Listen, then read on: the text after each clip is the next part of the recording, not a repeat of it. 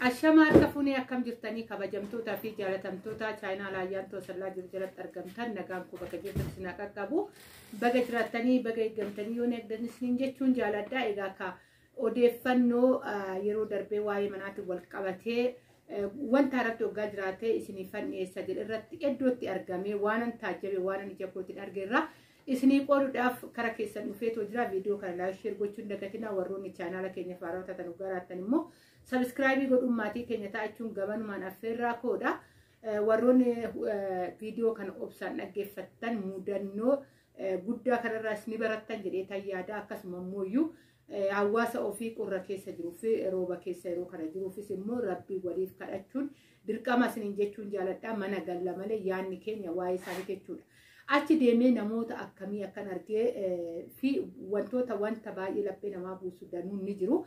Isa keessaa namoonni danuun TikTok irratti illee wantoota adda addaa mana jiguu maaloo kana gallakkisaniiru. Egaa akkuma jirutti ta'ee namni dandeettiin namaatii fi obsi namaa garaagaraa ani achi dhaabbadhee viidiyoo waraabuu miti namoota sanuu ija keessa laaluun baay'ee natti ulfaatee jechuudha. Achittan dabarsee guyyaa kaleessaa dhaqeetu jechuudha ganamaa dhaqee baay'ee achi turee namoota baay'ee bira seenee dubbisee akkasuma immoo nama achi keessa namni ani beeku namni wal jaalan bakka namoota baay'ee keessattuu ijoollee shamarranii tokko kanan achitti argee biyyoota arabaa keessa umurii dheeraa hojjettee egaa biyya keessatti mudannoo danuutu jira. Gaafa shamara biyya arabaa hojjette keessa ishii qabanii taa'an mana ishii seenee tanan dubbisee jechuudha. Abbaa manaa ishii balaa hojiitiin wal beekna. Garaa keessatti daa'ima baattee jirti. Ulfa ji'a jahaatidha. Garuu haal ishiin galeessa keessa jirtu sun baay'ee fokkisaa jechuudha. Maal kana maraa kan fide mana biyyaansi kanatu iyyuu qirxii kiyyaadha. Waggoota baay'ee mana ormaa keessatti laayivii koo gubee tanan jireenya koo gubee tanan as ga'ee kan harkatti hafe qabeenya kooti jedhee mana kana abdadheetu jira. Jechuudhaan iddoo keessa teessee boossu naan argaa fuuldura ishii jigsaa jiru yeroo sanitti biran geenye jechuudha. Baay'ee bira taa'een baay'ee mana san tarii hin ba'u hagaarraa dirasii bilbilaan hordofaa jira. Ayir kaartaa keessa jira. Egaa ni ba'a hin ba'u wanni beekameen jiru. Guyyaa har'aa immoo sa'aatii kanatti bilbiloonni ni didu naannoo maabiraatiin ciccitee jira. Waan tokkomtuu iyyuu hin jiru jechuudha. Bilbilli namootaa cufatee jira. Qaama noggaa deemtee argatte malee. Egaa kanaan wal qabatee namoonni meeshaa karatti fe'atan hunda wallaalaa jiru. Gaarii tokko meeshaan isaa kan salphaa ta'ee gaariidhaan baasaa jira. Tokko immoo makiinadhaan fe'aa jira. Akkasuma immoo bakka manni jigirratti meeshaa guurratee kan taa'u jira. Sanii miti meeshaa walitti illee waggaa qabatte namni tokko jiru yeroo kan namni baay'ee ofiisaatiifuu waan namaa kan fuudhuu miti. Ofiifuu waan hunduu daglatti galeetoo jira jechuudha. Sanii miti yeroon kun gannaadha. Adaamaa ta'eeti malee roobni naannoo biraa ta'e amma kaasaniin dhumeetoo aamlee seenaa jira jechuudha.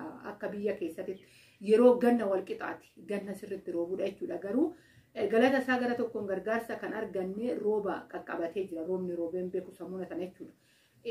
Guyyaa sadaffaa keessa jira roobaan jiru. Duumessuma fuffuunaana malee roobaan jiru.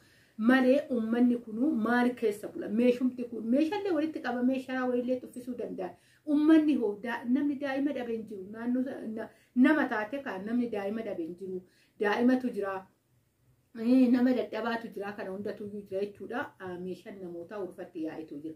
Manni diigamee jira. Naannoo adda addaatti misooma hedduu waan adda addaatiin yookaan seeraan ala jedhama. Diigame baay'een diigameetu jira jechuudha. Kan akka naannoo mogoroo diigame takkaayyuu hin jiru. Naannoo kanatti waan addaatidha.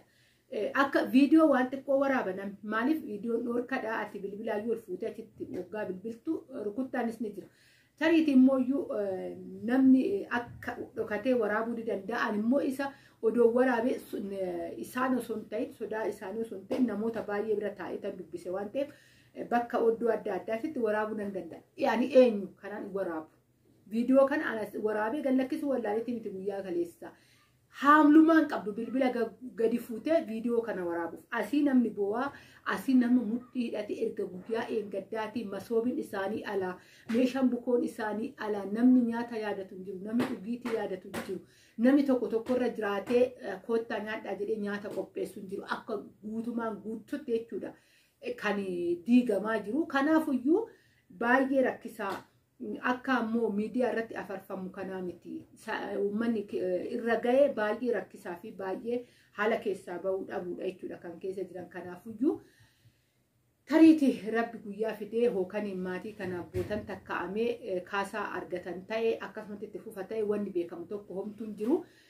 Guyyaa eengaddaa hiriira baay'ame irratti immoo hiriirri karaa cufuudhaan bahamillee namni akka waan gaarii ittillee ilaalillee ni jira. Garuu kan miidhame hawaasa kan hookan manatti nafne hookan lubbuu namoota itti nafne namni nafsee namaan jirullee kan miidhamee jira hookan dubartiin ulfaa jechuudha.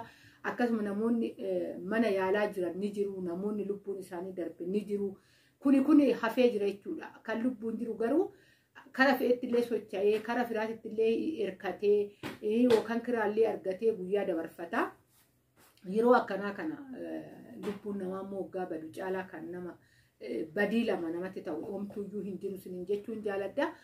Kanaadha. Kana keessan immoo deebitanii akka qormaatatti ijoolleen ammallee waa'ee ijaarsa manaa nama gaafattan jirtan.